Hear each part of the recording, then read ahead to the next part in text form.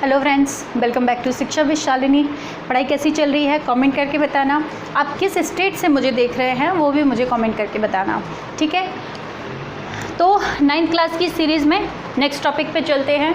बहुत छोटा सा टॉपिक है, क्यूट सा टॉपिक है, भौतिक एवं रासायनिक परिवर्तन। भौतिक एवं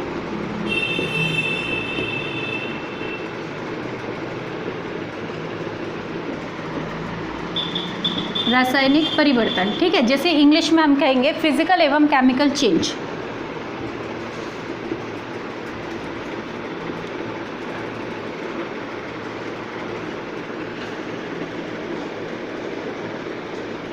फिजिकल एंड केमिकल चेंज क्या होते हैं। देखिए, फिजिकल चेंज जो होता है जिसकी शकल, सूरत, रूप, ऊपर से आकार से जैसे का जैसा है वो चेंज हो जाए तो फिजिकल चेंज होता है। केमिकल चेंज होता है उसकी आदतें बदल जाएं, उसके लक्षण बदल जाएं, उसका बिहेवियर बदल जाए। मजाक से, चलिए ठीक है, नहीं समझ में आया, देखते हैं क्या होता है। सपोज करते हैं हमारे पास कागज़ है, ठीक है। फिजिकल चेंज क्या होता है? फिजिकल चेंज वो होता है जब किसी चीज़ में परिवर्तन तो हो परंतु वो बाहरी तौर पर हो, अंदर से उसके कुछ ना बदले। सपोज़ करते हैं कि एक कागज़ लिया हमने और उस कागज़ को फाड़ दिया तो उस कागज़ का आकार चेंज हो गया, क्योंकि वो पहले इतना बड़ा कागज़ था, वो फाड़ दिया तो 2 हिस्सों में बदल गया। कि लेकिन क्या फटा हुआ कागज़ नहीं होता है, वो कुछ और बन जाता है? बिल्कुल नहीं, कागज़ ही रहता है। आपने एक कपड़ा लिया, उस कपड़े को काट दिया कैंची से, तो क्या कटा हुआ कपड़ा अब कपड़ा नहीं कहलाएगा? क्या वो कुछ और कहलाएगा? नहीं, वो कपड़ा ही कहलाएगा। इसका मतलब ये है कि फिज़िकल चेंज जो होते हैं वो ऊपर से चेंज होते हैं। एक और एग्जांपल लेते हैं।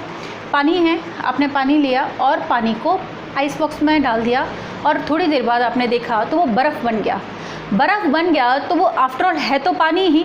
जब बर्फ़ थोड़ी देर बाद पिघलेगी तो वापस किस में बदल जाएगी? वो पानी में बदल जाएगी, ठीक है। तो इसलिए जो इस तरीके के चेंजेस होते हैं कि जब उन चेंजेस को करने का कारण हम हटा दें तो वापस अपनी पुनर्वस्था में आ जाते हैं। जैसे मैंने पानी को जमाया, जैसे मैंने क्या किया, पानी को फ्रीज़ किया, यानी हमने इसको जमा दिया, फ्रीज़ कर दिया। जब पानी को फ्रीज़ करेंगे तो किस में बदल जाएगा? वो बर्फ़ में, यानी कि आइस में बदल जाएगा। अगर हम ये वाली प्रोसेस को हटा दें और उल्टा कर दें, जमाने वाली प्रोसेस को उल्टा कर दें, तो बर्फ़ वापस से किस में बदल जाएगा? पानी में बदल जाएगा, ठीक है। इसका जो सूत्र होता है वो क्या होता है? H2O, ठीक है। हमने लास्ट वीडियो में देखा था वाटर का सूत्र क्या होता है? H2O। बर्फ़ का सूत्र क्या होगा? सेम होगा, H2O, वो बदलेगा नहीं। एक और एग्जांपल देखते हैं। आपने पानी का ग्लास लिया, उसके अंदर थोड़ा सा पानी भर दिया। पानी भरने के बाद आपने क्या की? इसमें चीनी डाल दी, ठीक है। चीनी डाल दी। मैं आपको चीनी का सूत्र बता देती हूँ, C6H12O6। मान लो ग्लूकोज है, ग्लूकोज आपने इसके अंदर डाल दिया, C6H6O6 इसके अंदर डाल दिया। जब इसके अंदर डाला तो इसके अंदर कुछ जगह होती है, कुछ खाली जगह होती है। ये हमने पहले वीडियो में देखा था। अगर आपने पहला वीडियो नहीं देखा है तो देख लें, लाइन से देखेंगे तो आपको सही समझ में आएगा।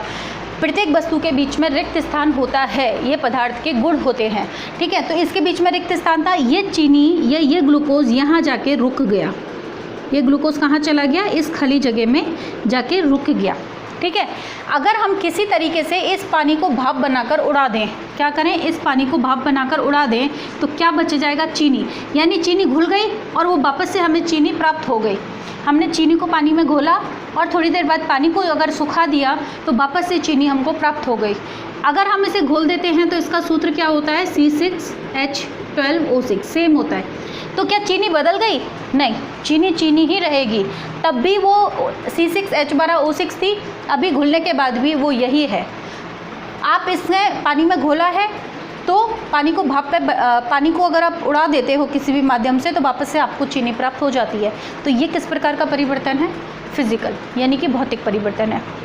कुल मिला के सीधी सी बात है, आप किसी भी चीज़ को इस तरीके से परिवर्तित करते हो कि उसका कारण अगर आप हटा देते हो तो वापस से हमें प्राप्त हो जाती है, तो उसे भौतिक परिवर्तन कहते हैं। भौतिक परिवर्तन में चीज़ें बदलती नहीं हैं। पानी है, बर्फ़ बनने के बाद भी वो पानी ही रहेगा। कागज़ है, फटने के बाद कागज़ ही रहेगा। मोमबत्ती है, मोमबत्ती को आपने पिघला दिया, यहाँ से जो पिघलती है मोमबत्ती, तो वो जो पिघली हुई मोमबत्ती होती है वो भी किस प्रकार का परिवर्तन होता है? भौतिक परिवर्तन होता है। तो भौतिक परिवर्तन क्या होते हैं? वे परिवर्तन जो सिर्फ बाहरी तौर पर होते हैं, उनके वजह से उनके फॉर्मूले में कोई परिवर्तन नहीं होता है, भौतिक परिवर्तन कहलाते हैं। इसके कुछ एग्जाम्पल्स हैं बढ़िया बढ़िया से।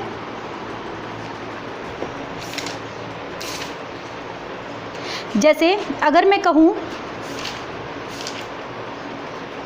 बर्फ़ का पिघलना, जल का जमना, जल का उबलना या भाप में बदल जाना, या फिर बादलों से पानी बरसना, या फिर हम कहें चीनी का किसी चीज़ में घुलना, चीनी या नमक का किसी चीज़ में घुलना, मोमबत्ती का पिघलना, जलना नहीं, मोमबत्ती का पिघलना। इसके अलावा हम कह सकते हैं स्प्रिंग को खींचते हैं, छोड़ने के बाद स्प्रिंग वापस अपनी अवस्था में आ जाती है।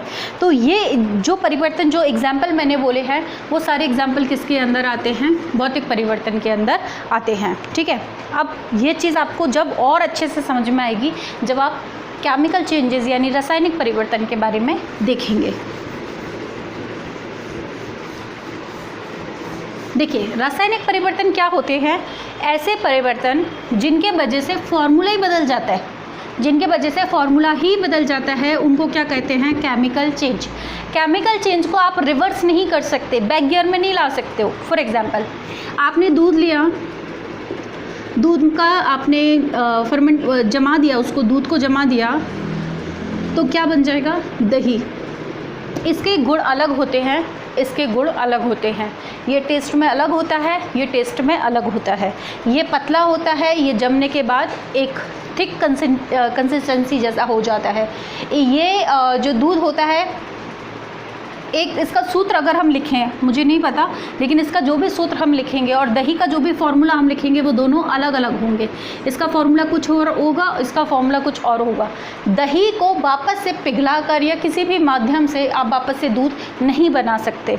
तो इस प्रकार के जो परिवर्तन होते हैं वो क्या कहलाते हैं? केमिकल चेंजेस कहलाते हैं। हमने पहले कागज़ को फाड़ा था, 2 पीस हो गए थे, लेकिन वो क्या थे? कागज़ ही थे, इसलिए वो क्या था? फिज़िकल चेंज था। लेकिन अगर मैं उसी कागज़ को माचिस लगा दूँ, जल जाए वो कागज़, तो बन जाएगी राख। राख से आप वापस कागज़ नहीं बना सकते, ना ही राख को आप कागज़ कह सकते हो। तो इस प्रकार का परिवर्तन कैसा होता है? केमिकल चेंज होता है। ठीक है, अगर मैं बात करूँ प्रकाश संश्लेषण की प्रक्रिया, पौधों में जो प्रकाश संश्लेषण की प्रक्रिया होती है वो कैसा परिवर्तन होती है? वो केमिकल चेंज होता है, क्योंकि एक बार प्रकाश संश्लेषण की प्रक्रिया होकर ग्लूकोज बन जाता है, तो उसी प्रक्रिया से तो आप कम से कम वापस से कार्बन डाइऑक्साइड नहीं बना सकते। ठीक है, या अगर मैं बात करूं मोमबत्ती का जलना, 2 शब्द इस्तेमाल किए मैंने, ध्यान से सुनना। मोमबत्ती थी, पहले हमने मोमबत्ती को पिघलाया था, मोम बन गया था, उस मोम से वापस मोमबत्ती बनाई जा सकती है। लेकिन अगर मोमबत्ती एक बार जल के धुआं हो गई, धुआं निकलता है, मोमबत्ती अगर धुआं हो गई तो उससे वापस मोमबत्ती नहीं बनाई जा सकती। इसलिए वो कैसा चेंज होगा? वो आपका केमिकल चेंज होगा। तो केमिकल चेंज वो चेंजेस होते हैं, या रासायनिक परिवर्तन वो परिवर्तन होते हैं जो एक बार हो जाएं तो उन्हें रिवर्स गियर में नहीं लाया जा सकता। दूसरी चीज़ ये होती है कि जब भी रासायनिक परिवर्तन होते हैं तो उनके रासायनिक गुण बदल जाते हैं, उनका सूत्र बदल जाता है और उनके गुणधर्म भी बदल जाते हैं। कुछ एग्जाम्पल अगर हम देखेंगे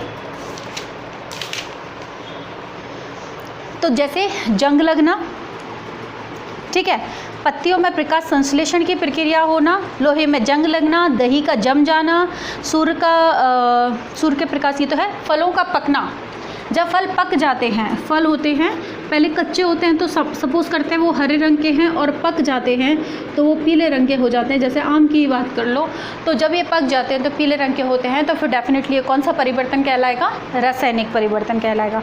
तो ये जो कुछ एग्जाम्पल मैंने बताए हैं, जंग लगना, एक और लिख लो यहाँ पे, जंग लगना। देखो मेरी क्लास में ना मैं ज़्यादातर चीज़ें बोर्ड पे नहीं लिखती होती हूँ, तो आप लोग नोटबुक लेके बैठा करो, जो जो मैं बोलती जाती हूँ और आपको काम का लगे वो नोट डाउन कर लिया करो। और अगर आपके नोट्स बहुत अच्छे हैं तो आप उसे टेलीग्राम पर शेयर भी कर दिया करो। तो अच्छा है, आपकी प्रैक्टिस हो जाएगी, आपके नोट्स तैयार हो जाएंगे, दूसरों को भी मदद हो जाएगी और आपको अपना टैलेंट दिखाने का मौका भी मिल जाएगा, मेरी भी मदद हो जाएगी थोड़ी सी। तो ठीक है, फल होते हैं वो पक जाते हैं, जंग लग जाती है, दूध का जमना, ये सब क्या कहलाते हैं? रासायनिक परिवर्तन कहलाते हैं। तो 2 प्रकार के परिवर्तन हमने देखे, भौतिक और रासायनिक परिवर्तन। तो ये वीडियो आपको कैसी लगी, समझ में आया कि नहीं आया, मुझे ज़रूर कमेंट करके बताइएगा। पढ़ते रहिए, खुश रहिए। Thank you so much.